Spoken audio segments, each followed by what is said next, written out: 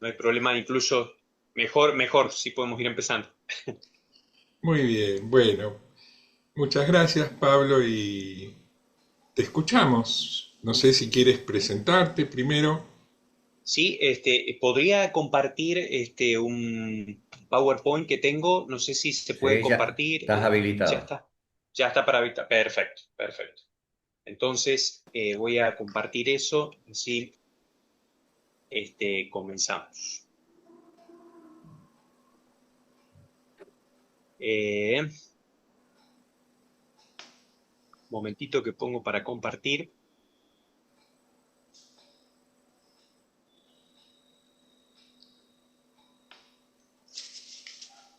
No sé si se está compartiendo o no. Sí, ¿Sí? sí, Perfecto, ahí perfecto. se ve en la pantalla. ¿Sí? ¿Se ve bien? Bueno, eh, muy bien. Me decía Marcelo de una presentación. Bueno, mi nombre es Pablo Santiago Furlotti, soy de Rafaela, Santa Fe, y en estos momentos estoy en el viejo continente con bastante calor, como decíamos recién, porque todavía no empezó el verano, pero ya está presagiando un verano muy, muy intenso.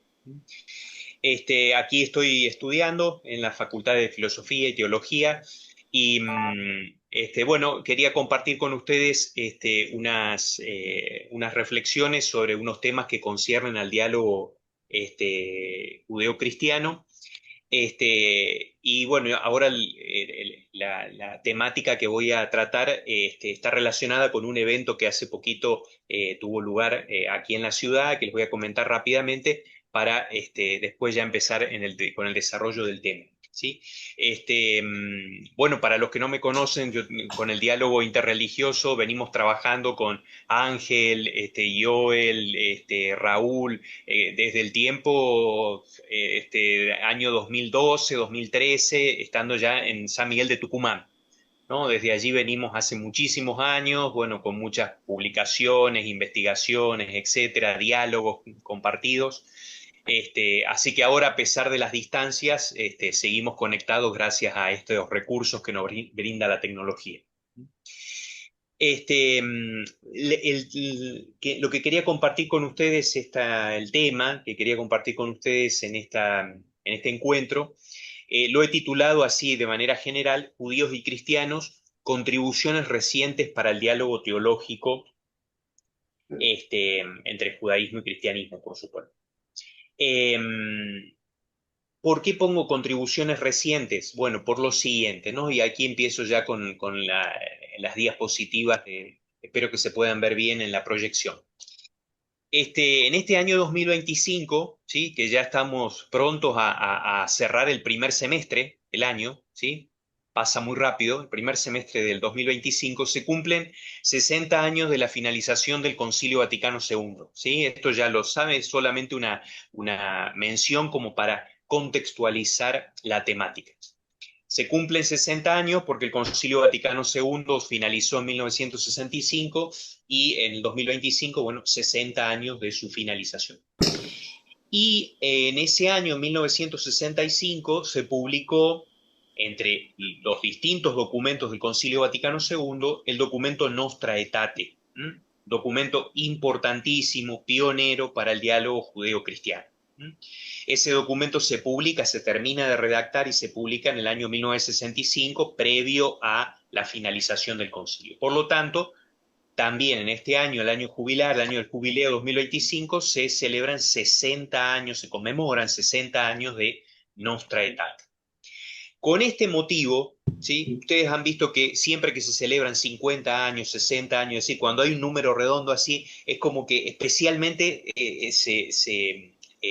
digamos, se traen a colación las conmemoraciones, ¿sí? Podemos conmemorar distintos acontecimientos en cualquier momento del año, pero los números así redondos, 50, 60, las décadas, es como especialmente importante, ¿no? Bueno, forma parte de nuestra idiosincrasia, ¿no? De celebraciones y conmemoraciones. Bueno, al celebrarse estos 60 años, conmemorarse estos 60 años, se han publicado numerosos trabajos, ¿sí? Este, ya sea en revistas o en libros, ¿sí? Sobre la cuestión del diálogo judeo-cristiano. Esos trabajos que se han presentado, vuelvo a repetir, recién vamos el primer semestre de 2025, van a aparecer muchos más, ¿sí? En el segundo semestre. De hecho, hay algunos congresos que se van a hacer en septiembre, octubre de este año. O sea que en el segundo semestre todavía hay eventos y actividades relacionadas con los 60 años de Nostra Aetate y con el diálogo judeo-cristiano. Pero ya ahora, en este primer semestre, se han publicado revistas y libros muy importantes, ya sea en lengua castellana como en otros idiomas. E incluso se han hecho traducciones de libros que estaban publicados muy importantes hace un año, 2 años en inglés o en alemán y se han traducido al castellano. Esto ha quedado reflejado particularmente, y con esto hago referencia a lo que les decía al comienzo, con una actividad que se ha realizado hace muy poquito, que terminó el fin de semana pasado, que fue la Feria del Libro. ¿Sí? Ustedes saben que la Feria del Libro de Madrid es una de las más importantes, ¿sí? A nivel europeo, muy interesante. Estuvo desde fines de mayo hasta este último fin de semana de junio, ¿sí? O sea, casi 3 semanas. Fue un evento muy importante, es un evento cultural muy importante, y allí se ha podido ver, porque como ustedes saben, como pasa también en Argentina o en otros países, la Feria del Libro, hay distintas casetas donde hay distintas editoriales, distintas librerías, etcétera, que ofrecen sus publicaciones o publicaciones de autores conocidos. Bueno, había muchas editoriales cristianas, una editorial judía también, es decir, había muchos libros o presentaciones religiosas, por decir así, y allí entonces aparecieron muchísimas publicaciones que a veces uno no las tiene todas juntas como sucede en una feria de libro. Feria del libro, imagínense, esta última hubo más de 300 casetas, es decir, 300 como stands, diríamos, de editoriales, librerías, etcétera. Bueno, allí yo no pude estar todos los días de la Feria del Libro porque obviamente tengo mis actividades en la universidad y demás, pero en los días que pude participar he podido incluso conocer, charlar con autores y he visto ahí publicaciones. La medida que me dieron la posibilidad del bolsillo, pude comprar incluso algunas publicaciones muy importantes, muy interesantes sobre la cuestión del diálogo judeocristiano, la historia del judaísmo, investigaciones que se han hecho muy interesantes. Por ejemplo, aquí tengo rápidamente muestro una traducción que se ha hecho recientemente de un estudio que estaba publicado en inglés sobre estudios sobre el judaísmo temprano, ¿sí? El judaísmo de la época del Segundo Templo, investigaciones arqueológicas, históricas, que vienen muy bien para interpretar cómo era el judaísmo y conocer el judaísmo en tiempos de Jesús, en tiempos de Pablo de Tarso, etc. O sea, muchísimas publicaciones muy interesantes se han visto, bueno, en esta feria. Bueno, por esta razón, ¿sí? Esto es la contextualización, por esta razón, entonces me pareció importante mostrar, obviamente, algunas, hacer referencia más que mostrar, sino, aludir a algunas de estas investigaciones que me han parecido interesantes y que por supuesto podemos seguir profundizando y que seguramente durante el año se van a multiplicar. Estas publicaciones últimas o recientes que tienen tres características. Algunas analizan, como ven ahí ustedes en la diapositiva, algunas analizan los pasos realizados en estas 6 décadas de diálogo judeocristiano desde Nostra Aetate hasta nuestros días. Es decir, hacen una presentación un poco de la historia de cómo se fue dando en estos últimos 60 años el diálogo judeocristiano, que me parece que no es menor, a pesar de que nosotros en este grupo conocemos los pasos y demás, incluso los hemos reiterado varias veces, pero muchísima gente no los conoce. Y es muy importante, ya, tanto judíos como cristianos, ¿sí? No conocen todos los documentos, los encuentros, los pasos que se fueron dando en el diálogo judeo-cristiano y por lo tanto me parece muy bueno que estas publicaciones lo den a conocer. Otras publicaciones abordan temáticas particulares, ¿sí? Cuestiones particulares del diálogo judeocristiano, por ejemplo, la idea de pueblo de Dios y otras que también hemos dialogado varias veces en este encuentro. Y por último, otro tipo de publicaciones presentan perspectivas para profundizar y avanzar en el diálogo teológico judeo-cristiano. Bueno, yo me voy a centrar en estas últimas, ¿sí? En estas últimas consideraciones, analizando una serie de publicaciones muy interesantes y muy sugerentes sobre las compresiones o interpretaciones o formas de entender que tuvo Pablo de Tarso el judaísmo de su época, ¿sí? Es muy interesante, ahora voy a hacer una presentación general. Algunas publicaciones se han centrado en esta cuestión y me parece que es bien interesante porque abre algunas perspectivas sobre el diálogo teológico judeo-cristiano y perspectivas para la actualidad. ¿Mm? Bien, hecha la presentación, le decía, yo me voy a centrar ahora en algunas publicaciones, unos artículos que salieron en la revista Iglesia Viva y otras publicaciones que se refieren a Pablo de Tarso. Por ejemplo, una traducción que se ha hecho hace poquito en editorial Sígueme sobre una interpretación que hace Pablo del concepto de gracia de Dios, muy interesante. Bueno, en algunos de estos textos me voy a basar de manera general para hacer esta presentación. Me voy a entonces centrar en la interpretación realizada por Pablo de Tarso de la universalización del mensaje de salvación. Ese sería más o menos, de hecho en pocas palabras, la cuestión. ¿Sí? Bien, para eso brevemente quiero recordar unas cuestiones, ¿sí? Que todos sabemos, pero para volver a tener frescas y poder desarrollar la temática de hoy. ¿Mm? Recordemos rápidamente algunas cuestiones. Pablo de Tarso nació está mal escrito ahí en la diapositiva, recién me doy cuenta, entre los años 5 y 10 después de Cristo aproximadamente, ¿sí? Entre el año 5 y el año 10 podemos ubicar el nacimiento de Pablo de Tarso. ¿Y dónde nace? Nace precisamente en Tarso de Cilicia. ¿Mm? Eso está explicado en Hechos de los Apóstoles, la ciudad de Tarso aparece mencionada, y es muy importante este dato porque en la ciudad de Tarso era muy importante la comunidad judía que vivía ahí, pero también las comunidades de filósofos, estoicos y demás que van a influir también en el pensamiento de Pablo y que tenemos que tener en cuenta para la interpretación de sus textos. Bien, otro dato importante a recordar es que Pablo fue educado en una familia judía, eso lo dice en una de sus cartas, Filipenses 3:5. Él dice claramente que nació, que es hijo de judíos, de la tribu de Benjamín, aclara él.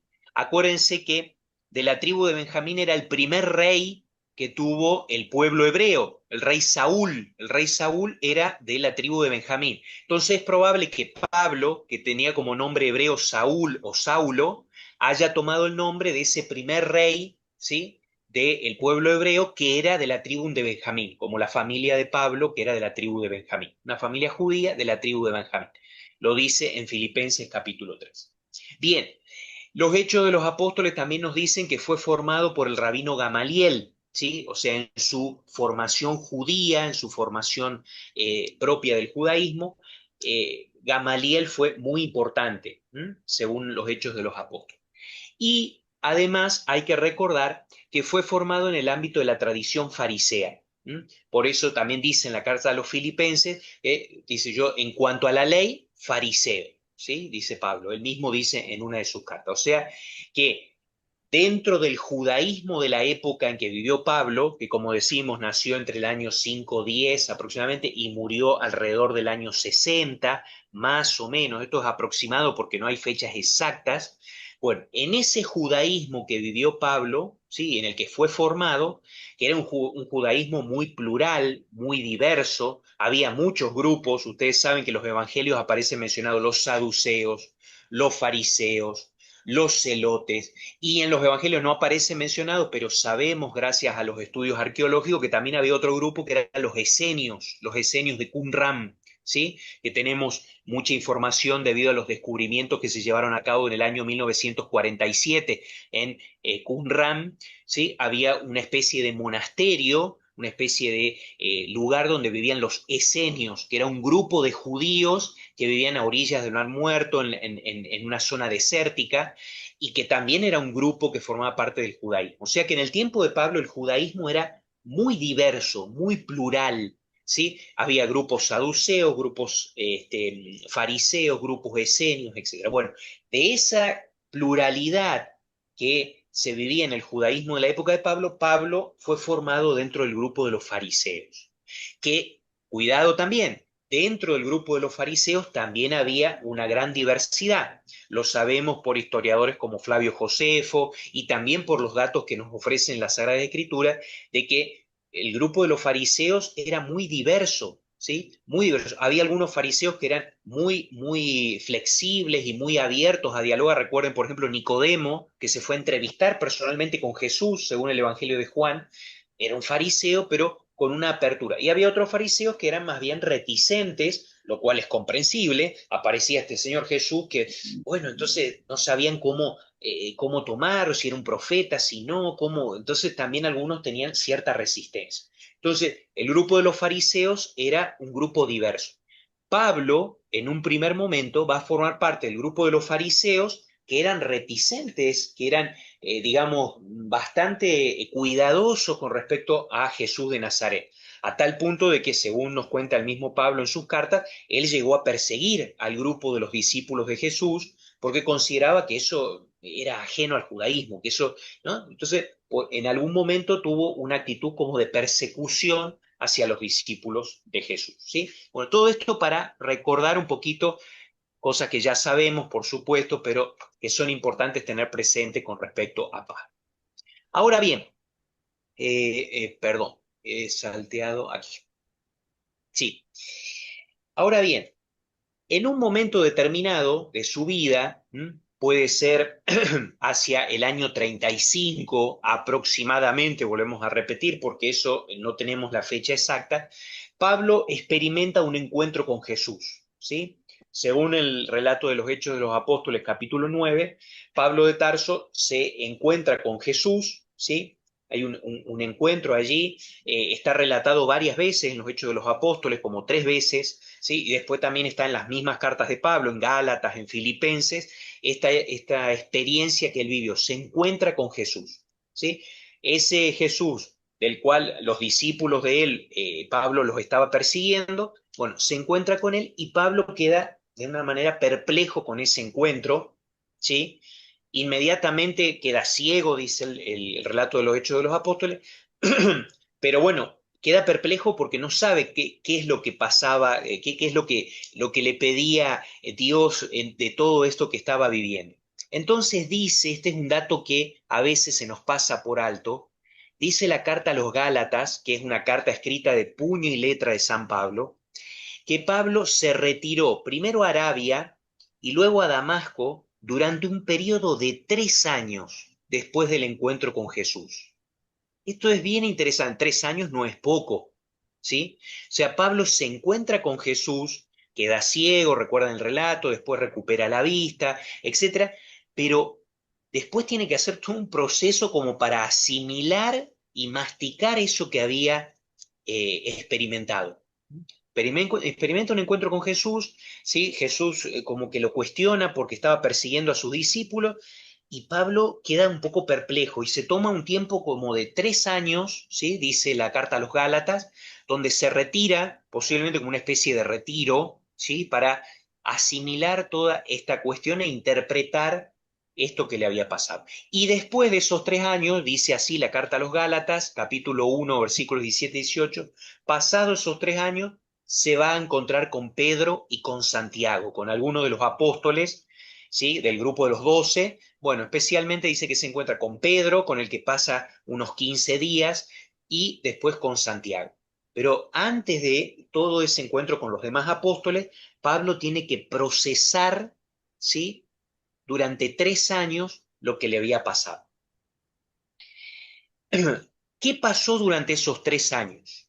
Bueno, aquí no tenemos datos, pero en algunas de estas publicaciones recientes se ha lanzado como una hipótesis o como sí, una hipótesis diríamos porque no es algo seguro, no tenemos una comprobación ni tenemos datos de lo que pasó durante esos 3 años, pero la idea de que Pablo tuvo que procesar entonces ese encuentro con Jesús y tuvo que interpretarlo de alguna manera, porque, claro, él era un fariseo, ¿sí? Un judío fariseo que estaba persiguiendo a los discípulos de Jesús.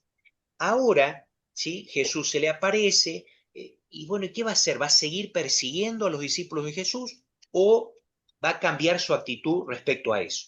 Ahora, si cambia de actitud con respecto a ¿eso significaría abandonar el judaísmo o no?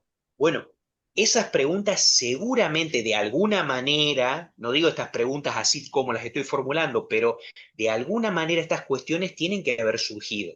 Es decir, bueno, ahora, ¿qué sigue después de este encuentro con Jesús?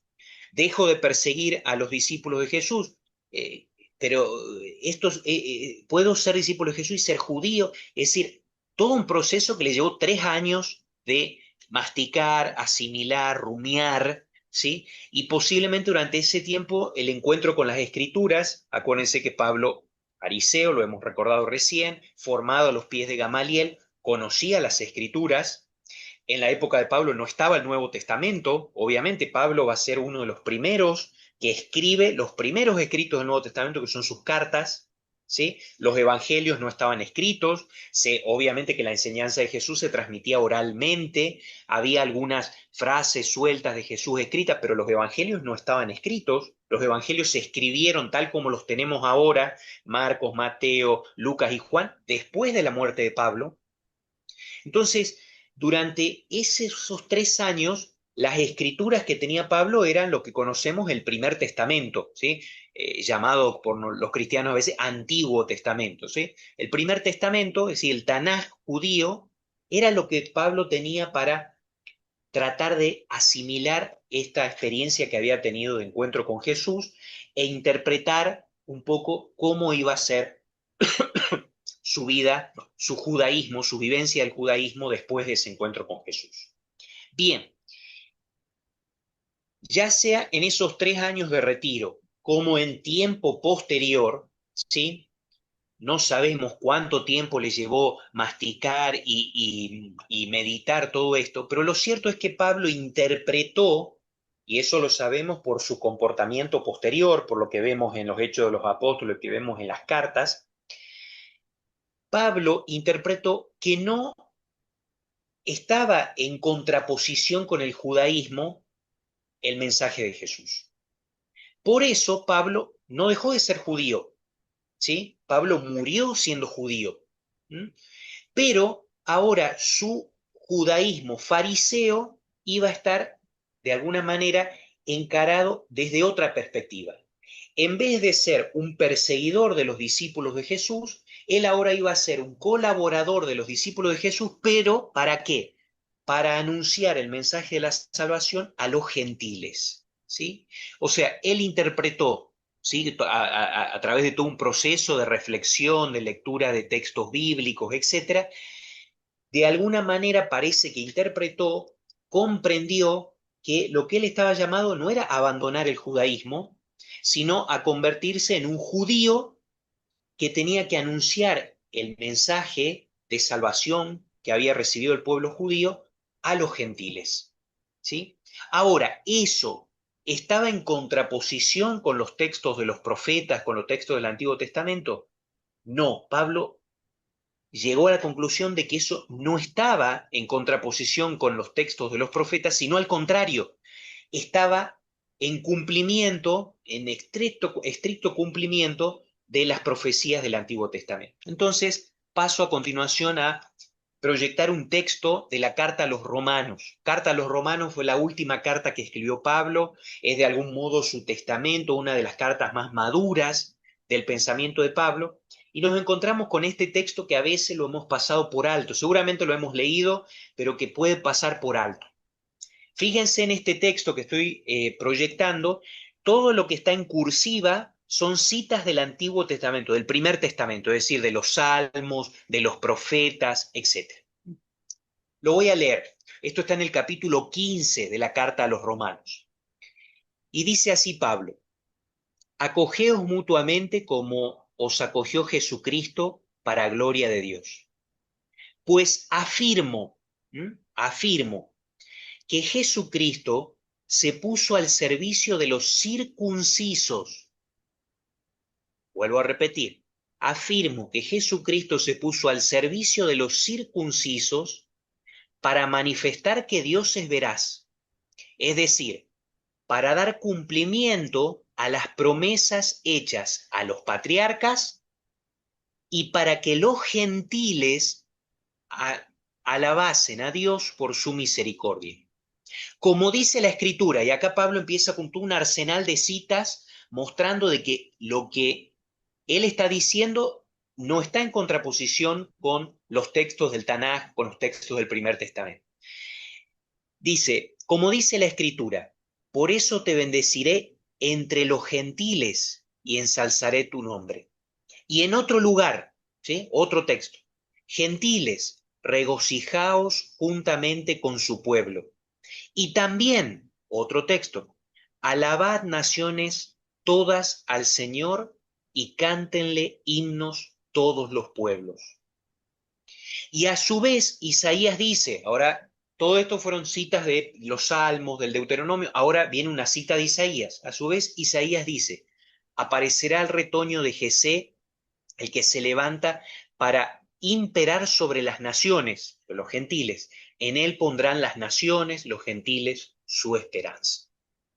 Y continúa Pablo que el Dios de la esperanza colme de gozo y la paz que da la fe hasta rebosar de esperanza por la fuerza del Espíritu Santo. Bien, nótese en este texto la cantidad de citas del Tanaj, del Primer Testamento, que Pablo utiliza precisamente para mostrar que la tarea de anunciar el mensaje de salvación a los gentiles no es algo opuesto a lo que dicen las escrituras judías, sino que es precisamente el cumplimiento de las escrituras judías. Esto también se puede ver, por ejemplo, aquí debajo en la diapositiva lo pueden ver, Isaías 49:6 está reinterpretado en Hechos de los Apóstoles 13. En Hechos de los Apóstoles Pablo hace un discurso, Hechos de los Apóstoles 13, un discurso, ¿sí? Muy interesante, y toma el texto de Isaías 49:6 que habla de el anuncio de la salvación a los gentiles, y él dice que eso se está cumpliendo por la predicación de los discípulos de Jesús a los gentiles, ¿sí? Entre ellos él es el apóstol de los gentiles. Esa predicación y ese anuncio que se está haciendo de la salvación de Dios a los gentiles es el cumplimiento de las profecías del Primer Testamento. O sea, recapitulemos para que se vaya entendiendo la idea. Pablo se encuentra con Jesús, ¿sí? Ese encuentro lo deja perplejo, ¿sí? A tal punto que metafóricamente dice que queda ciego, es decir, lo deja como enceguecido, como, bueno, hasta que se toma un tiempo, 3 años, ¿sí? Después se encuentra con Pedro, y durante todo ese tiempo él va madurando o va interpretando ese encuentro que tuvo con Jesús. Ahora, ¿cómo lo interpreta? Bueno, evidentemente por los textos que tenemos y por los escritos de Pablo que tenemos por sus cartas, Pablo en ningún momento interpreta que el encuentro con Jesús significa que tiene que abandonar el judaísmo, sino que tiene que vivir el judaísmo pero de otra manera. Si antes del encuentro con Jesús, vivía su judaísmo persiguiendo a los discípulos de Jesús, ahora tiene que vivir su judaísmo predicando el mensaje de salvación, el mensaje de salvación de Dios a los gentiles. Esa es la tarea que tienen los discípulos de Jesús y él tiene que estar dentro de esa tarea, sin dejar de ser judío, por supuesto, ¿sí? Siendo un judío fariseo, se abre a la universalización del mensaje de la salvación. Cuando digo universalización me refiero a que ahora ese mensaje tiene que ser anunciado a todo el universo, a todos los pueblos, a todas las naciones. Y Pablo interpreta que Jesús, sí que se encontró con él, lo estaba llamando a eso, lo estaba llamando a anunciar, por eso se convirtió en el apóstol de los gentiles, anunciar. Ahora, ese anuncio del mensaje de la salvación a los gentiles, ¿está en contra de las escrituras? ¿Está en contra de lo que dice el Tanaj? Pablo interpretó que no. Acá en este texto de la carta a los romanos lo vemos claramente. Él interpreta que la predicación a los gentiles es el cumplimiento de los textos del Tanaj que hablan precisamente del anuncio de la salvación a los gentiles. Fíjense entonces, Pablo consideró que la tarea de predicar el mensaje de la salvación de Dios a todos los seres humanos, es decir, a los gentiles, era algo no era algo ajeno a las creencias judías, sino que era el cumplimiento de lo que habían anunciado los profetas. Y aquí pongo un ejemplo, toda una serie de citas, son algunas por supuesto, de citas de los profetas y del Salmo, donde se habla de que la salvación de Dios tiene que ser anunciada a los gentiles y que la salvación de Dios va a llegar a los gentiles. Son textos que hablan de la universalización de la salvación de Dios.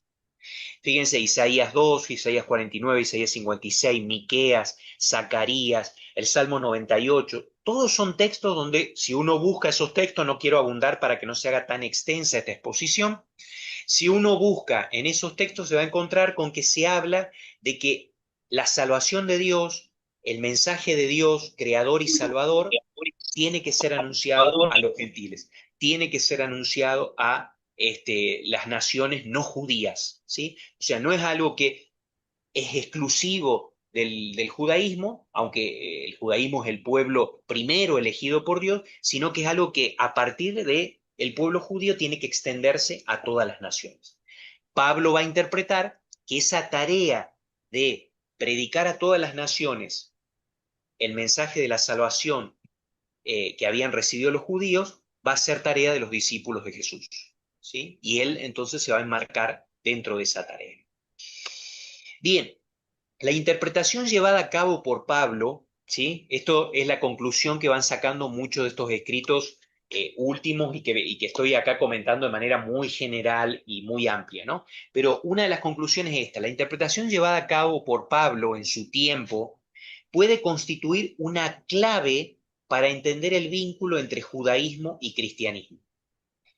Los cristianos, ¿sí? Dice un artículo que estoy tomando como referencia, dice, los cristianos tienen la misión de predicar con palabras y con obras el mensaje de la salvación divina revelado en primer lugar a los judíos, ¿sí? O sea, los hebreos judíos fueron los primeros destinatarios del mensaje de la salvación.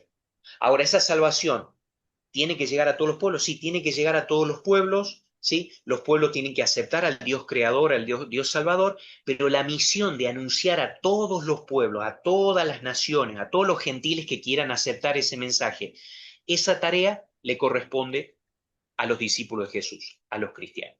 Entonces, podríamos utilizar de alguna manera, dicen muchas investigaciones, la forma que tuvo Pablo de interpretar, ¿sí?, la misión de los discípulos de Jesús en su época como una estrategia para interpretar el vínculo entre judíos y cristianos.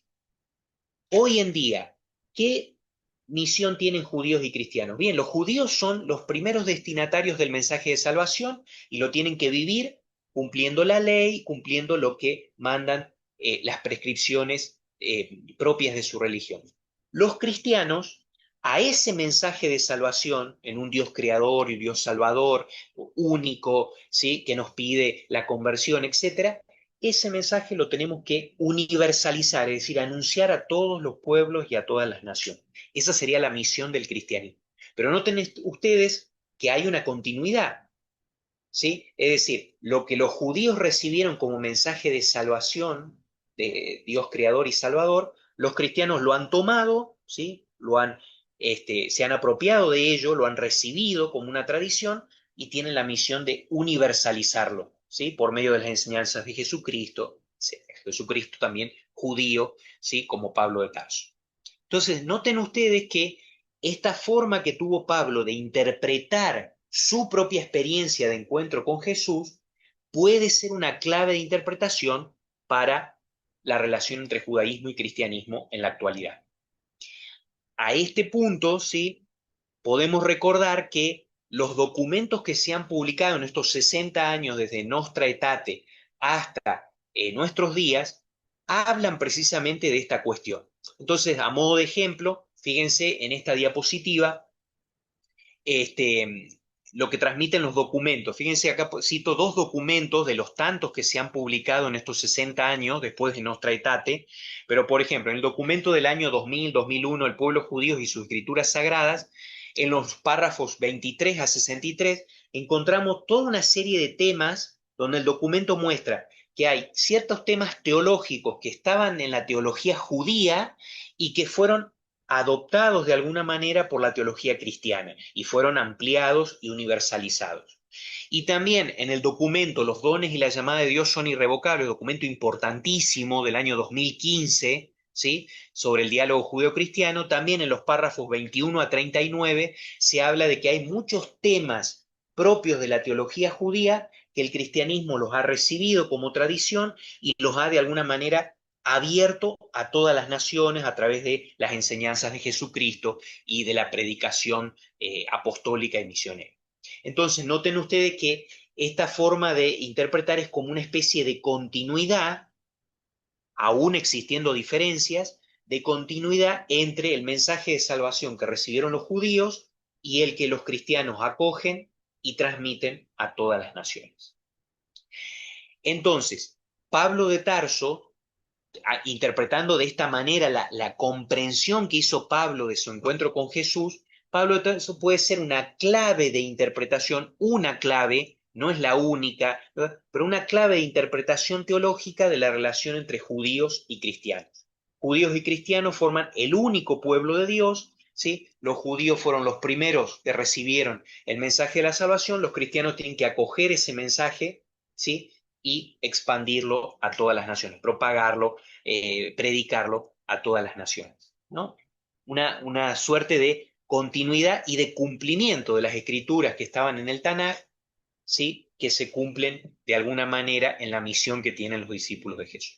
Bueno, esta es una presentación generalísima, pero es uno de los aportes o de las contribuciones que se han publicado en este año 2025, precisamente en esto que se cumplen los 60 años de Nostra Aetate, y que me parece que es sugerente, ¿sí? Que es una interpretación que toma a Pablo, que fue un judío, ¿sí? Que vivió una experiencia particular, que se comprometió a difundir las enseñanzas del judaísmo, junto con los discípulos de Jesús, toma a Pablo como una especie de modelo o una especie de clave de interpretación, de clave hermenéutica para poder interpretar hoy el diálogo o la relación entre judíos y cristianos.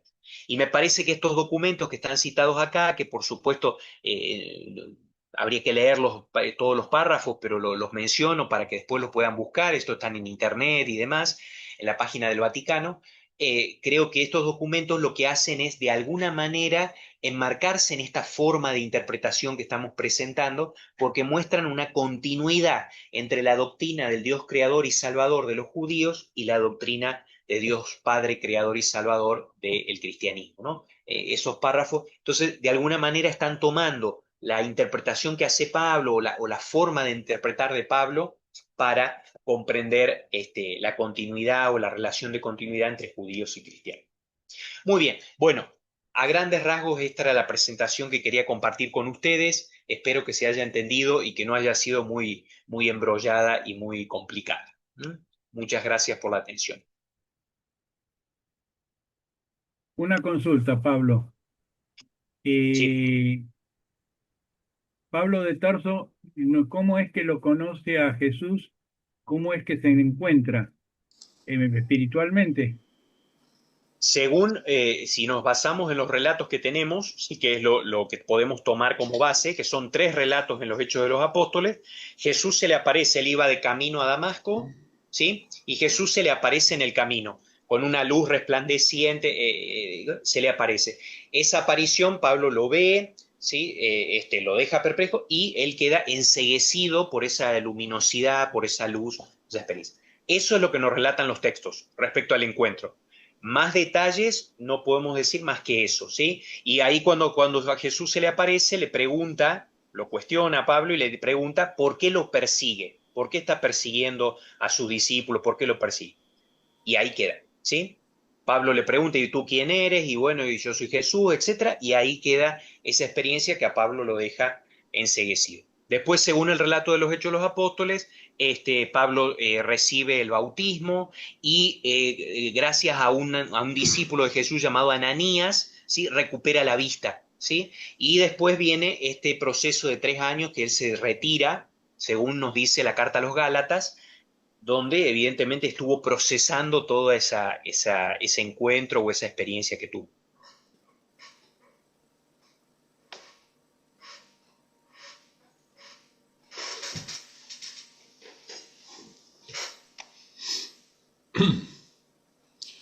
Ok, muchas gracias por una exposición muy clara y abrimos entonces al comentario. Quienes quieran hacer comentarios, preguntas a Pablo.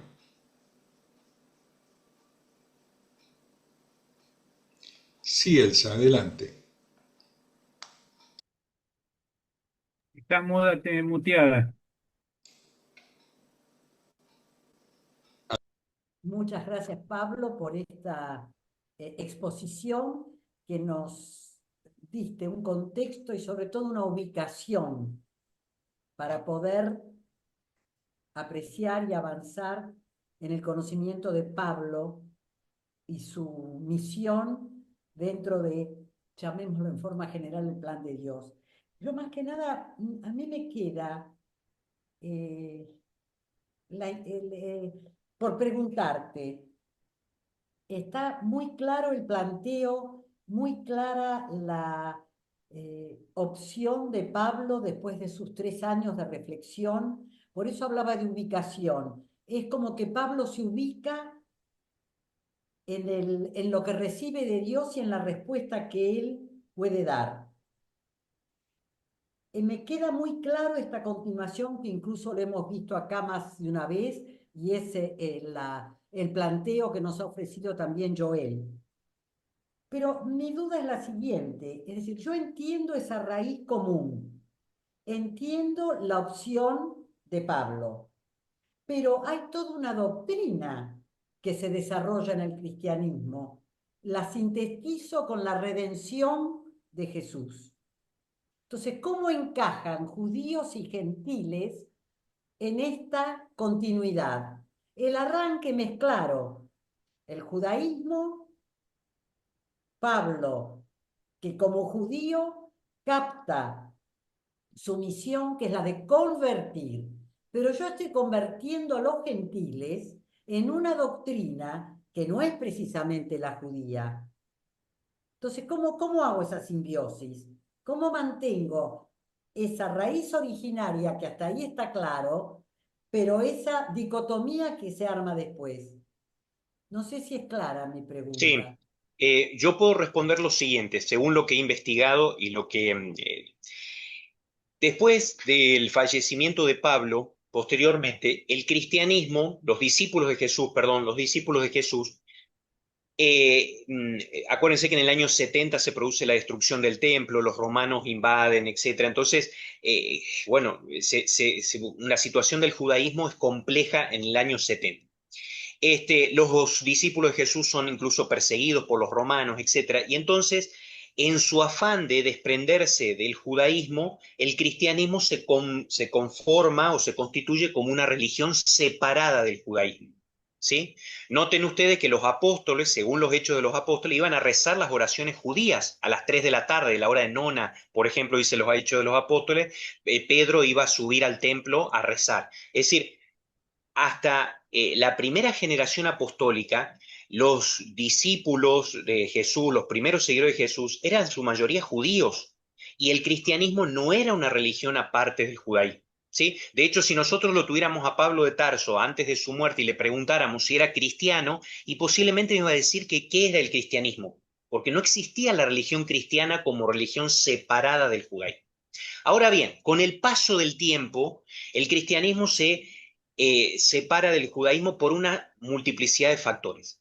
En ese afán de diferenciarse del judaísmo, realiza toda una explicación de su doctrina como si fuese algo, pero entendamos el contexto, se está separando del judaísmo como religión y entonces hace toda una doctrina como si fuese completamente distinto al judaísmo. Incluso nace en algunos pensadores la idea de que el cristianismo reemplazó al judaísmo. ¿Sí? Pero claro, ¿por qué nace esa teoría? Por el afán de diferenciarse del judaísmo. Claro, nosotros somos personas del siglo XXI que estamos interpretando lo que pasó en el siglo I y II, y obviamente hay que meterse en ese contexto para entender. Ahora bien, pasados los siglos, siguiendo con ese afán de diferenciarse del judaísmo, los cristianos empezaron a perseguir a los judíos. ¿sí? Eran los pérfidos judíos, eran los que no se convirtieron, los que eran duros de corazón, pero en realidad eso ya se fue desvirtuando del contexto primero, que era una diferenciación lógica, ¿sí? De separación. Y claro, y se fue gestando toda una doctrina que parecía que era completamente distinta. Ahora, cuando uno analiza con mucho cuidado y con mucho detenimiento. Fíjense, este año se cumplen 1700 años del primer concilio, que es el concilio de Nicea, que sucedió en el año 325, o sea, 1700 años. Cuando uno analiza la doctrina, hay muchísimas raíces judías en la teología cristiana, muchísimas, que en algunos momentos de la historia no se han visto o no se han querido ver en este afán diferenciador. Pero cuando nos ponemos a analizar, me parece que no es muy distinto, aunque hay diferencias. No estoy negando que haya diferencias, porque si no, judaísmo y cristianismo serían idénticos. No, hay diferencias. Pero yo creo, y en esto obviamente pues, se puede abrir a discusión, de que no son tantas las diferencias como a veces creemos. Y el hecho de que un gentil se convierta al Dios creador, ¿sí? Al Dios creador y salvador, si es en el catolicismo, es en el anglicanismo, mientras se convierta a Dios, yo pienso y creo que está dentro del mensaje de la salvación del Dios creador y salvador, que también está dentro del mensaje de la salvación judía, ¿sí? La cuestión es esta, la salvación de Dios, ¿sí? La salvación de Dios, ¿cómo llega a las distintas personas, al judío, al cristiano, al gentil? Y bueno, los caminos de Dios son, ¿sí? Nosotros como cristianos creemos que eso llega a través de las enseñanzas de Jesús, que era un judío que adopta las enseñanzas judías y las interpreta de Dios Padre, Creador, etcétera.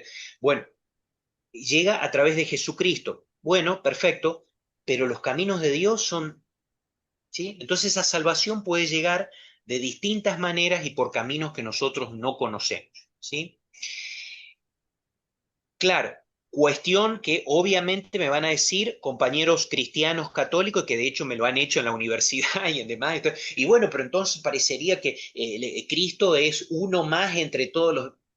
Bueno, sí, yo no creo que Cristo sea uno más o Jesucristo sea uno más en toda la historia. Es realmente el enviado de Dios, pero los caminos de Dios para llegar a la salvación, para enviar la salvación a la gente, son diversos y creo que no los podemos acotar a ninguna religión ni a ningún credo, ¿sí? Te agradezco, Pero bueno, Pablo, y perdón, es un momentito nada más. Coincido contigo, solo que te digo, yo todavía lo extrapolo más. Yo creo que el camino de salvación no está solo en el cristianismo y en el judaísmo. Yo creo que Dios puede tener sus canales de revelación en muchos otros grupos. Por eso te digo, creo que ese es el pluralismo que nos va a costar muchísimo aceptar, ir a ese fondo. Pero ahora vuelvo a esto. Lo único que te diría, y de ninguna manera es polemizar, estoy pensando en voz alta, toda la trayectoria histórica del cristianismo, arrancando encima con Constantino, está claro. Quisimos apoderarnos del mundo como cristianos y cortarle la cabeza al que no lo sea, no solo al judaísmo, no hablemos de las brujas, etcétera, etcétera, etcétera. Pero yo voy a esto, la figura de Cristo y de la Trinidad, ¿cómo me queda? Porque Jesús, por más que yo lo destaque y todo lo que. Dentro de la doctrina cristiana, Dios es uno y trino. Uno que me muestra la unidad del ser humano y trino que me muestra el ser humano en comunidad, porque ese es uno de los sentidos de la Trinidad. Un Dios que me muestra cómo soy yo humano, con la comunidad, soy siendo con los otros. Bueno, ahí eso es lo que me queda, ¿viste? Desbaratado, aceptando todos tus principios, ¿eh? Ya te dije, mi sí, actitud de apertura plural. no, no, por supuesto, al contrario, me encanta que haya polémica porque es la idea de dialogar y de intercambiar. Me parece excelente. Yo puedo decir lo siguiente, no soy experto, pero sabemos que dentro de las religiones, por lo menos las religiones monoteístas, hay una parte que es la parte mística o espiritual, ¿sí? Dentro del cristianismo llamamos la teología mística, dentro del Islam se llama muchas veces los sufíes y toda una Claro, corriente sí, muy los interesante, profetas. y dentro del judaísmo, la Cábala, ¿sí? La Cábala es la rama mística del judaísmo. Según la Cábala, yo obviamente no soy especialista y muchos de los hermanos judíos me podrán corregir, pero según la Cábala también hay una creencia en la Trinidad, en la forma de manifestarse de Dios. También allí podemos encontrar, según místicos judíos, una triple forma de la manifestación de Dios, ¿sí? Como creador, salvador y santificador. Obviamente yo no lo puedo desarrollar en detalle, pero eso sería para investigar y para tener en cuenta. Obviamente no es la doctrina de la Trinidad así tal cual como la encontramos en el cristianismo, pero creo que hay ahí también puntos a investigar y a dialogar, ¿no? Esto Gracias, lo digo Pablo. sin saberlo en profundidad y sin haberlo estudiado en absoluto detalle. Muchas gracias.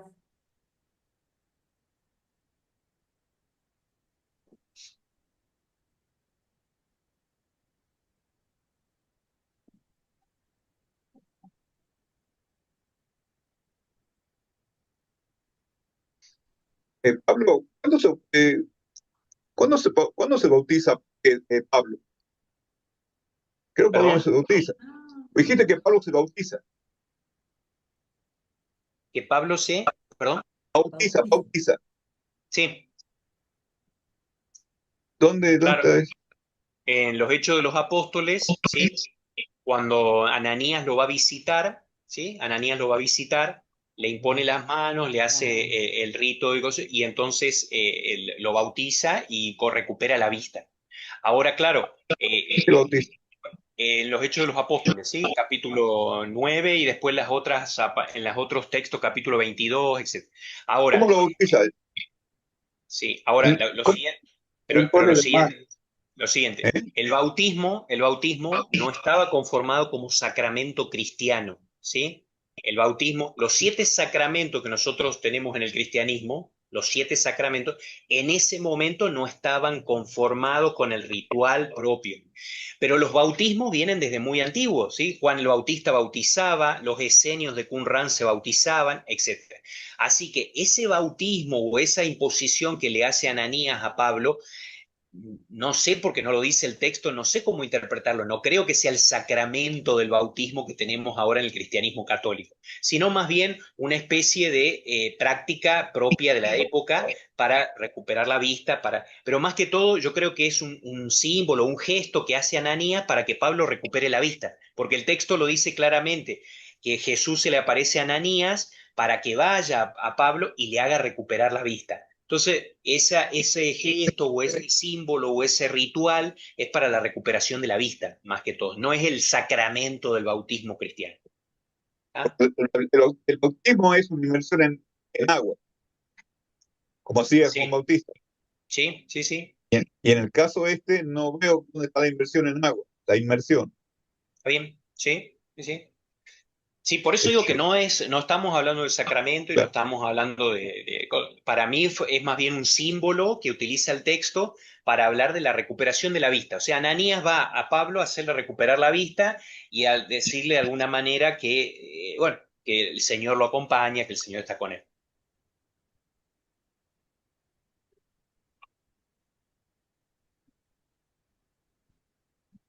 Ahí está, Noyes. Noyes. Vale. Ahí está, ahí está. Ahí está. O sea, un comentario. Sí, adelante.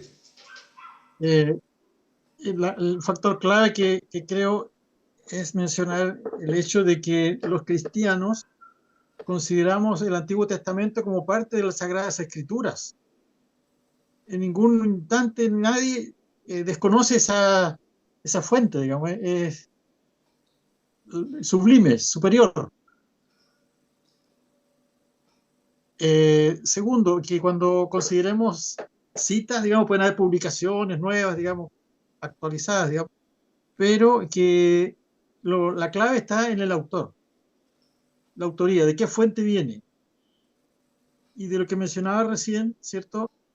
él aparece en este momento como que en el Concilio Vaticano II hubo un documento relacionado con este vínculo judeo-cristiano, y que por desgracia yo estoy cercano a la iglesia por muchos años, conozco las 4 constituciones que surgen. Hay determinados productos muy trascendentes del Concilio Vaticano II, porque ahí concurrieron, digamos, todos los, digamos, obispos, y además de presencia de autoridades de otras religiones también.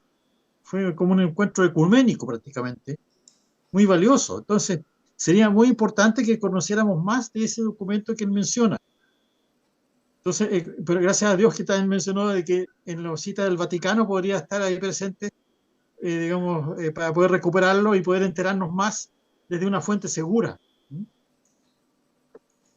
Otro punto, me gustaría referir al hecho de que cuando en Pentecostés, ¿cierto?, que es una festividad judía, aparece, se nos da el Espíritu Santo, y que en alguna medida, digamos, da apertura a todas las comunidades que estaban participando en ese momento en Jerusalén, y entonces se crean comunidades de judíos, digamos, ahí la mayoría de la presencia ahí eran todos judíos. Entonces, en este caso, lo valioso es que en algún momento, como en un proceso en el tiempo, ¿no?, se van viendo qué exigencias habría para que los judíos se incorporaran en este enfoque nuevo, digamos, del cristianismo, que en ese momento no se llamaba cristianismo, digamos, todavía era una secuela después de la venida del Señor. Que por otro lado, cuando ¿cierto?, dialoga con la mujer samaritana en el pozo de Jacob, él mismo se presenta, que es la primera vez que él lo hace, de que él es el Mesías, y ofrece que más adelante vamos a tener la oportunidad de adorar al Señor, no teniendo que ir a Jerusalén, sino que en nuestro propio corazón. Un poco esa es la idea de lo que él nos da, digamos, como un hecho, ¿eh?, con el Nuevo Testamento, con lo que va a ser el Nuevo Testamento después, la buena noticia. Entonces, bueno, dentro de ese proceso que hay, ¿cierto?, con los judíos, de cómo se incorporan al cristianismo, entre comillas, cristianismo en esa época todavía, aparece de que hay como un primer concilio, podríamos decir, que está mencionado en los Hechos de los Apóstoles, como primer concilio de Jerusalén, en el sentido que se reúnen todos los apóstoles, más los ancianos, más los sacerdotes, todo el grupo involucrado, para decidir qué se va a seguir adoptando o poner como exigencia y qué no. Incluso hay ciertos litigios ahí entre los mismos apóstoles. Entonces es un tema no menor, valioso como para considerarlo en este tema, que es muy valioso porque es el origen de lo que ha venido siendo la iglesia más adelante. Bueno, y después en la historia, ciertos siglos después, han habido así encuentros, desencuentros, posiciones políticas, digamos, de querer discriminar a los judíos, cosas, pero son muy actuales. Pero desde esa época original había un vínculo y que se hubo un proceso de integración acordado a nivel de concilio. Eso era un poco el comentario. Perfecto. Lo que se dice, se resuelve en ese concilio, capítulo 15 del Hecho de los Apóstoles, es precisamente que a los gentiles que se conviertan al mensaje de salvación no se les va a pedir que se circunciden, lo cual muestra ese concilio que se llegó a un acuerdo desde la perspectiva de Pablo de que en realidad los que se convertían al Dios creador y salvador no necesitaban adoptar las prácticas judías, adoptaban la doctrina judía del Dios creador y salvador, pero no necesariamente la práctica de la circuncisión. Eso quedaba exclusivo para el pueblo judío y para los que eran judíos. En cambio, los gentiles que se convertían no necesitaban acudir a esos ritos. O sea que el Concilio de Jerusalén que menciona Guillermo en el capítulo 15 retoma lo que Pablo había estado mencionando. Y recuerden que los Hechos de los Apóstoles lo escribió Lucas, y Lucas es un discípulo de Pablo, ¿sí? O sea que de alguna manera en los Hechos de los Apóstoles se refleja la doctrina de Pablo que está reflejada en sus cartas, ¿no? En la carta a los romanos que hemos citado y otras, ¿no? Así que Pablo circuncida a Timoteo. Pablo circuncida a Timoteo porque era hijo de madre Ese, judía. ese otro ejemplo, ese otro ejemplo. Es decir, Pablo no es que desvaloriza la circuncisión, sino que digamos, de alguna manera se la atribuye como exclusiva a los judíos. Los gentiles que se convierten no necesitan la circuncisión, pero no es un desprecio de Pablo hacia la circuncisión. Él estaba circuncidado, no es un desprecio, es simplemente no atribuir una práctica que es propia del judaísmo a los gentiles que se conviertan a la fe en el Dios creador. O sea que es bien interesante porque Pablo respeta, por un lado, la tradición judía, pero no se la impone a los que no lo son, ¿no? Claro, Tiene ahí como una actitud de equilibrio muy interesante. claro. Ahora, pero otro tema no menor es que tampoco se toman decisiones a nivel individual, digamos. Solamente Pablo decidió tal cosa o Pedro dijo, sino que a nivel de concilio. Ese es un método de gestión de la iglesia, ¿cierto? Que Bueno, pues, concurren las autoridades superiores y sobre eso se toman decisiones, Ujú. que están en los hechos de los apóstoles también, digamos. No sé si me explico.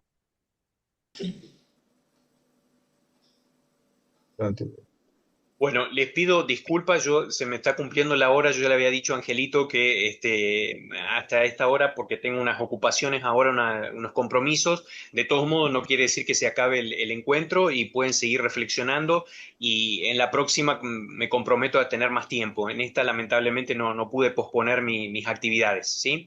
Así que les agradezco y pido disculpas, ¿sí? por tener que retirarme. ¿Mm?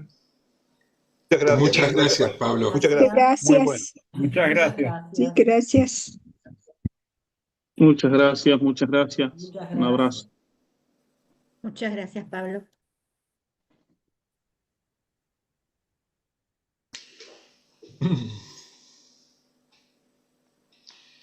Bueno,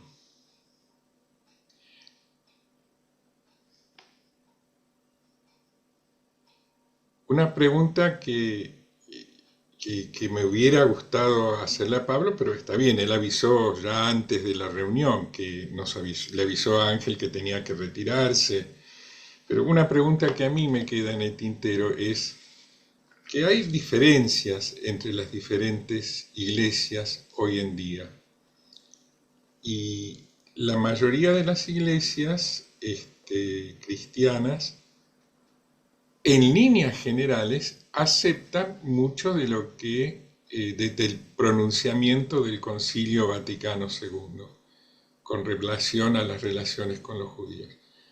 Pero cada una de las diferentes denominaciones cristianas lo hace a su manera. A mí me hubiera gustado profundizar un poco, pero hay varios evangélicos o de iglesias reformadas aquí presentes que tal vez puedan en alguna medida contestar algo para lo que no se prepararon hoy, ¿no? Pero el Nostra Aetate, el Concilio Vaticano II, es el pronunciamiento de la Iglesia católico-apostólico romana sobre su relación con los judíos. Es el comienzo de un camino.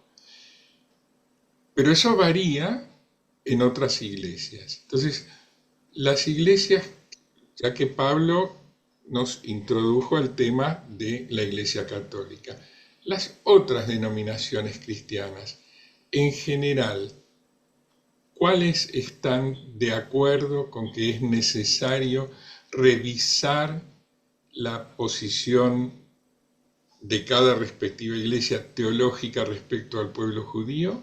¿Y cuáles consideran que no, que se mantiene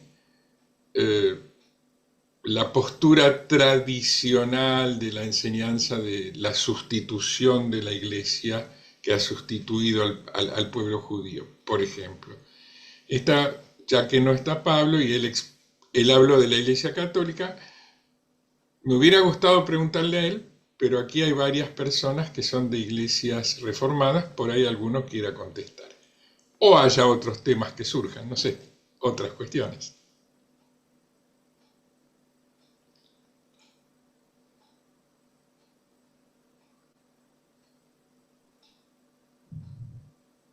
Yo voy a decir una respuesta general. En primer Sí, lugar, en general, excepto la iglesia anglicana, la luterana y la metodista, excepto esas tres denominaciones, se han pronunciado por medio de escritos, pero el resto de iglesias evangélicas generalmente no lo hacen porque en general se consideran iglesias autónomas cada congregación, o sea, no hay una línea de pensamiento teóricamente, en la práctica se dan bastantes coincidencias y qué sé yo, pero termina, no es algo que está estipulado por un documento. Entonces es difícil responder a, por lo menos los que no somos de esas tres denominaciones que mencioné, anglicana, luterana y metodista, no podemos responder a eso, ¿no? Yo de la iglesia metodista, aunque estoy ahora en la iglesia metodista, no he escuchado absolutamente nada de un documento que hable sobre esto. Sí sé que hay de la iglesia luterana, he escuchado de años atrás, cuando empezó a haber toda esta etapa desde después del Concilio Vaticano II en Europa, hubo alguna reconciliación, pero no la tengo en mente ahora. La tengo por ahí guardada, pero no la tengo ahora. No sé de la iglesia anglicana, sé de la luterana. Así que es difícil responder por otros, es decir, que incluso dentro de la misma congregación local que uno pueda estar, uno puede diferir inclusive de pensamiento, es mucho más abierta la posición. Eso dicho en general. Este, y como hemos dicho varias veces, especialmente Pedro lo ha señalado, Daniel y yo, los evangélicos no tenemos un conflicto con los judíos, como se ha tenido históricamente. Por lo menos estamos hablando de evangélicos, estamos hablando de evangélicos que surgen en el siglo XVIII, básicamente, 1700 en adelante. Obviamente, como insisto, cada uno tiene su posición, entonces puede haber dentro de alguna congregación algunos antijudíos, pero no como un pensamiento de los evangélicos. Al contrario, siempre hemos expresado, hemos hecho la expresión del pueblo de Dios, ¿no? Sí, hay puntos, el punto más difícil que yo lo he tocado inclusive cuando he tocado el tema de uno de los documentos que mencionó Pablo sobre el tema de los dones, que es una recapitulación de muchos documentos desde el año 2001 en adelante. Ahí se toca el tema de la evangelización, que es el punto que en general sí los evangélicos tienen esa posición de que el judío se tendría que convertir al cristianismo.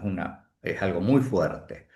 Lo he escuchado muchas veces en gente, pero otra vez no es una posición, como digo, como un documento, una cuestión de que hay gente dentro de las iglesias que lo dan por sentado, inclusive ni siquiera se lo han preguntado probablemente, pero si uno se los preguntara probablemente va a decir sí, todo el mundo se tiene que convertir a Cristo, esa es la posición general, ¿no?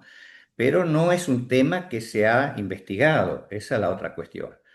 En el documento este que mencioné de la Iglesia Católica, sí mencionaba que era una cuestión a estudiar, no era una cuestión que estaba ya resuelta, ¿no? Así que son elementos que están medios como sueltos, por decirlo así, posiciones que no están declaradas. Eh, Estudiando yo estas semanas pasadas la carta de Pablo, capítulo 9 al 11, sí vi tanto católicos Tomás. como evangélicos afirmaban así muy contundentemente la necesidad de aceptar, el judío de aceptar a Jesús como Mesías, como el Cristo. Así que se ve que hay algunos pensadores, yo estaba viendo a John Stott, estaba viendo otro escrito de católico, y ambos afirmaban así como contundentemente que no hay dos caminos de salvación, decían ellos, hay uno solo. O sea que hay posiciones en ese aspecto, pero no es algo como, insisto, yo sienta que se haya estudiado mucho, ¿no? Es un tema que se ha puesto esa posición y se cierra un poco en eso, pero sin un estudio más concienzudo como lo que yo veo que está haciendo Joel, que está haciendo Marcelo, que lo estamos un poquito conversando aquí. No nos entramos demasiado en esa investigación. Yo creo que es un tema que hay que estudiarlo, tratarlo y dialogar sobre el tema ese, ¿no? Porque uno puede estar equivocado, y creo que es un tema importante. No tendría que estar, quedarse ahí o tapado por cuestiones de relaciones, de conservar buenas relaciones, qué sé yo. No habría que tocar el tema ese, que creo que es un tema central en las relaciones judío-cristianas, ¿no? Si hay un camino o hay dos caminos, de acuerdo al Nuevo Testamento. Y de acuerdo, estamos, sobre eso tendríamos que trabajar. Porque es el Nuevo Testamento es el libro que nos separa o el libro que nos tiene que juntar. Y bueno, eso es un tema que tendríamos que tratar. Daniel quiere decir algo. Daniel, creo que... Muchas gracias. Estaba pensando que la forma específica de la fe cristiana que tenemos los evangélicos de iglesias libres, como llama este Angelito recién, no se puede entender sin conocer al judaísmo y no se puede entender sin conocer el catolicismo y no se puede entender sin entender los movimientos espiritualistas que llamamos como los pentecostales o los movimientos místicos cristianos no católicos de los 200 y pico de años, 300 quizá que tiene alguna denominación como la nuestra, los bautistas, que es muy obvio que esta soltura orgánica que no tenemos, digamos, no tenemos una voz. Por un tiempo me acuerdo que gente me preguntaba, yo ya siendo pastor, si Billy Graham era como el Papa nuestro. Yo me reía porque nosotros que nos hemos criado en el ambiente evangélico, sabemos que la diferencia estructural con la Iglesia Católica, por ejemplo, es totalmente diferente. Y del judaísmo también. Pero que hay un sinfín de elementos que tenemos tomados de esas otras expresiones de fe. Y no estoy queriendo ni sugerir la idea de que estamos buscando ver cuál es la religión verdadera. Después de todo, díganme, ¿no hay en las costumbres judías que conocemos del tiempo de Jesús, pero también anteriores, prácticas que han, y debería estar Pedro hoy para responder eso, pero prácticas que se trajeron de Egipto, por ejemplo? Esas costumbres con los muertos y la forma de tratar. ¿No tiene un olorcito a Egipto por la duda ahí?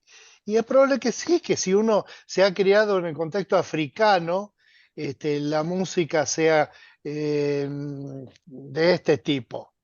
Y que si se crió y viene de un ambiente europeo central, se parezca más a Beethoven, la música o algo así, no para simplemente que no hay forma, es lo que quiero decir, no hay forma de no ver rastros de culturas religiosas anteriores.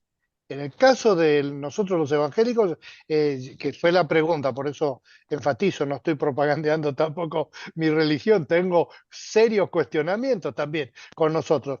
En la preocupación de un evangélico común, tradicional, de la iglesia donde yo estoy yendo, ahora que ya no soy más pastor, que estoy jubilado, esas personas están enfocadas en compartir con otras personas de que reciban a Jesús como Salvador y que comiencen a crecer en el conocimiento de eso, que es una experiencia que está básicamente en la Biblia y básicamente en el Nuevo Testamento y curiosamente, y para criticar, básicamente sobre Pablo y no sobre Cristo.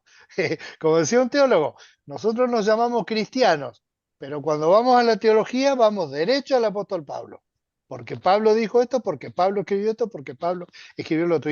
Y está bien que somos personas finalmente y seres humanos, pero en nuestra iglesia, los pastores actuales, yo mismo, no están trabajando ni piensan trabajar en unas reuniones de común acuerdo con gente de otras religiones, no tienen interés, realmente no les interesa.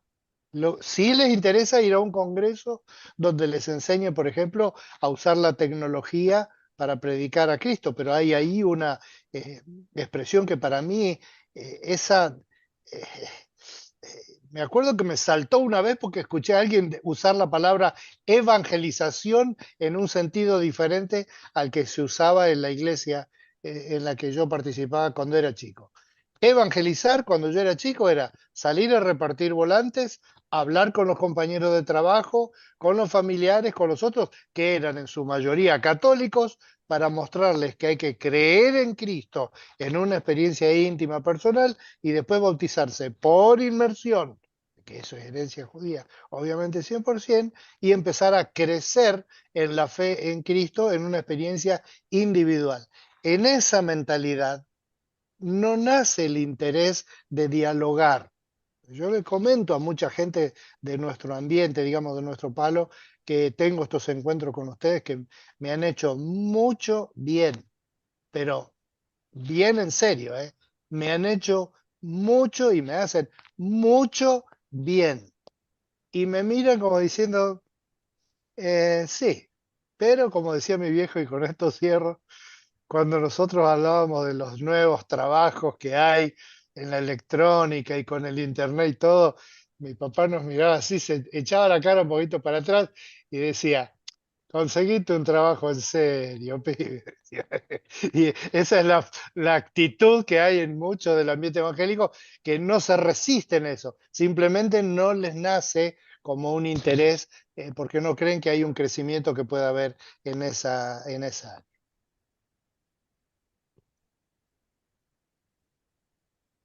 De hecho, algunos de nuestros líderes, el presidente de la Alianza Mundial Bautista, fue compañero nuestro del seminario y estuvo en el Vaticano con reuniones de diálogo interconfesional y lo criticaron de todo, le dijeron de todo, como una claudicación de la fe, que en vez de pensar en la evangelización en términos de lo que esa gente llama, a una cosa que no trae resultado de convertidos individuales que se bautizan y comienzan a asistir a una iglesia evangélica.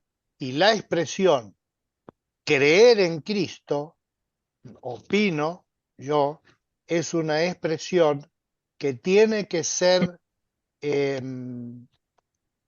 aclarada debidamente, como evangelizar, porque Para casa. Que te ven. no queda claro a veces qué quiere decir creer en Cristo. Si mucha gente piensa en creer como creo en San Martín, y vemos en la Biblia que hay otra forma en el Nuevo Testamento en que la gente creía en Cristo. Y es muy interesante que creían en Cristo, pero no empezaban a ir a una iglesia, porque no había, el lugar de reunión era el templo judío. Disculpen por la digresión. Creo que Lucas quiere decir algo. Sí, adelante, Lucas. ¿Dónde está? Gracias, acá estoy. Ya. Está ahí en Córdoba como vos, Daniel. Sí, Estoy sí, pero está atrás, está para allá. Hola, Lucas. Hola. Bueno, muchas gracias por lo tuyo, por lo dicho. Me dejaste picando y digo que no es fácil, no estoy queriendo decir que me parece que 2000 años que hemos tenido tiempo, los cristianos digo, en tratar hemos desperdiciado, me parece mucho, 2000 años no es poca, no es poca cosa. Y no sé si lo vamos a poder, digo, no como pesimista, y no estoy queriendo decir que uno no tenga que tratar, como dijo Joel, de dialogar, de plantear para reflexionar y repensar y poder volver a hacer una relectura nuevamente. No estoy queriendo decir que no se tenga que hacer eso, pero por ahí ya tanto tiempo que hemos dejado, a lo mejor Hashem o Dios lo resuelve de otra forma como lo resolvió, qué sé yo, abriendo las aguas del mar y haciendo, digo, directamente de una forma que nosotros no la hemos tenido tiempo y no la hemos podido resolver. Son preguntas que yo por ahí me hago, ¿cómo se podrá resolver? Por ahí tantas diferencias bueno, que nos cuesta. Bueno, eso quería nomás. Tal vez lo que estamos haciendo es pretender una propiedad privada o cuasi privada, sectorial de Dios, con un concepto de evangelización abarcativo que arranca de mi religión es la verdadera. Y creo que es lo más aberrante que nos puede pasar. Porque el misterio de Dios es tan enorme que tengo que darle cabida a que Él puede tener los canales de transmisión y de revelación que pueden estar hasta fuera de la iglesia también. Si nuestra mente no se abre y nuestro corazón no se abre, creo que estamos circunscriptos a una mediocridad espiritual, teológica y vivencial. Si la fe en un Dios que le decimos que es creador y salvador, no me crea a mí solamente, es creador y es salvador, liberador y me da libertad. Si yo no respeto a ese Dios en el prójimo, ¿qué religión tengo? ¿Qué es mi religión? Si yo la prostituyo de esta manera. Si Dios me está diciendo que abra mi corazón a todos, y si lo digo desde el cristianismo, más todavía, un Cristo que muere por todos. Y yo soy la que voy a seleccionar, yo soy la que va a decir a este sí, a este no, yo soy la que voy a decir le impongo. Si le impongo, quiere decir que me quiero poner a nivel de Dios. ¿Cómo me voy a imponer? ¿Cómo voy a imponer una religión? Estoy deformando el mismo concepto de al Dios que adoro. Es inadmisible. Si empezamos a pensar en pluralismo y en ese Dios salvador y creador, se van destruyendo todos los canales de predominio, todos los canales de fanatismo. Se destruye todo. Porque si no, al mismo que estoy fanatizando es a Dios. Ese es el gran pecado nuestro. Fanatizamos a Dios, a un Dios que es puro amor, es pura libertad, es Padre. Yo le agrego, es Padre, Creador y Salvador. Y para el pueblo judío lo es porque a mí me encanta. Muchas veces participo por la televisión, por la computadora, de los Shabbat que celebran en Lambrot Jacol, en Florida. Y nombran muchísimas veces a Dios como Padre. Así que yo me atrevo a decir a un Dios Padre, Creador y Salvador. Si amamos a ese Padre, amemos como nos ha creado y respetemos como Él se manifiesta al mundo y a toda la humanidad.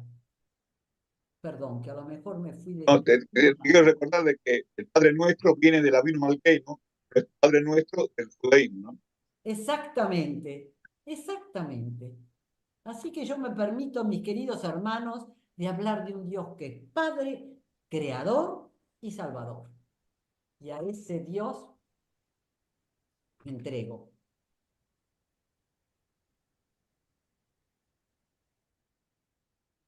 El Padre nuestro es el Avinu Malkeinu.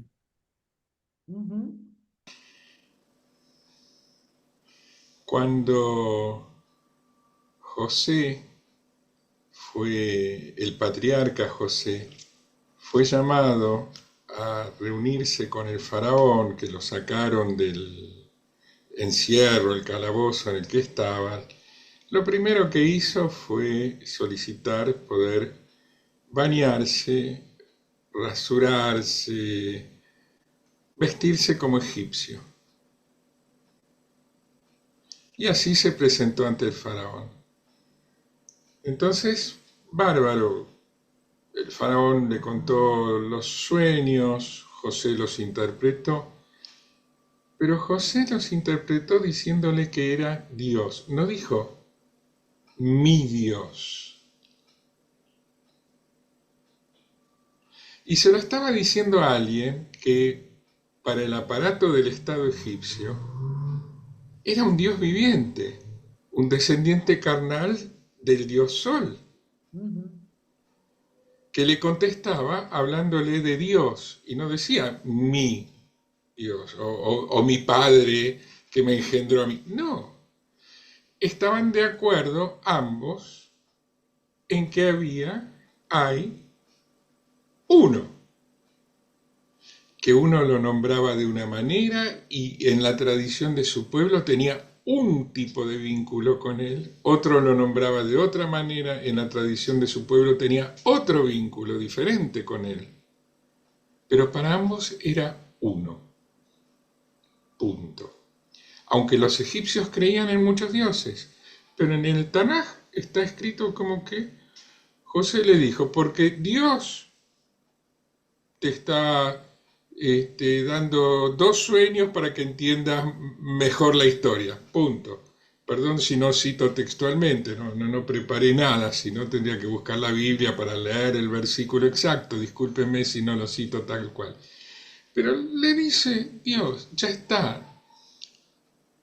El concepto, creo, aunque difieran muchos los aspectos de cómo se lo conecta en teoría con cómo piensa uno el mundo en una religión, en otra, en un sistema de creencias, en una tradición o en otra, el concepto es el mismo para ambos, en el Tanaj, para José y para el faraón. Yo creo que ahí hay un primerísimo ejemplo para la tradición bíblica de lo que es el diálogo interconfesional. Fíjense, un tipo que es engendrado directamente por Dios y es un Dios viviente y no tiene problema en charlar con un preso extranjero y ambos hablan de Dios y pueden ponerse de acuerdo en que eso les sirve para entender una situación, para confiar el uno en el otro, para proyectarse juntos para el futuro, sin andar discutiendo cuestiones de doctrinas teológicas, porque desde la vivencia se ponen de acuerdo en que están hablando de lo mismo y de que es uno, y punto. Ese ejemplo lo tenemos en la Torá, en el Tanaj.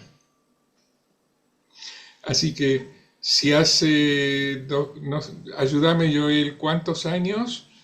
3.700 años, más o menos 3.600 años, algo así, ¿no? Ya, según el Tanaj, esto se podía hacer.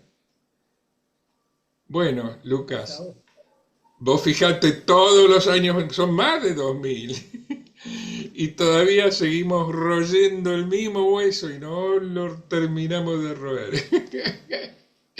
Pero la idea fue sembrada hace más de 3.000 años ya.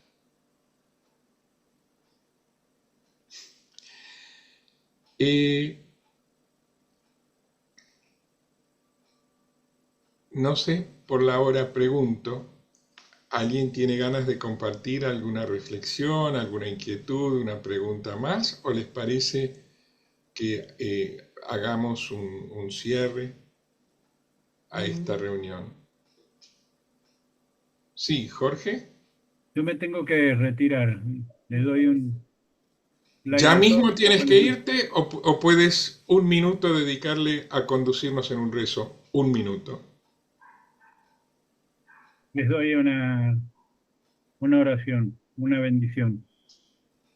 Adonai, Dios nuestro, que nos ha hecho presenciar este encuentro, que todos podamos seguir disfrutando de la palabra de Adonai, nuestro Dios, y que podamos seguir viviendo en paz juntos y en comparación con todos los hermanos de las diferentes comunidades. En bendición les mando un Shema Israel, Adonai Eloheinu, Adonai Echad. Oye Israel, Adonai es nuestro Dios, Adonai es único. Amén. Amén. Amén. Amén y shalom. Shalom Aleichem. Shalom. Shalom, shalom. Shalom, shalom. Gracias. Gracias. Gracias.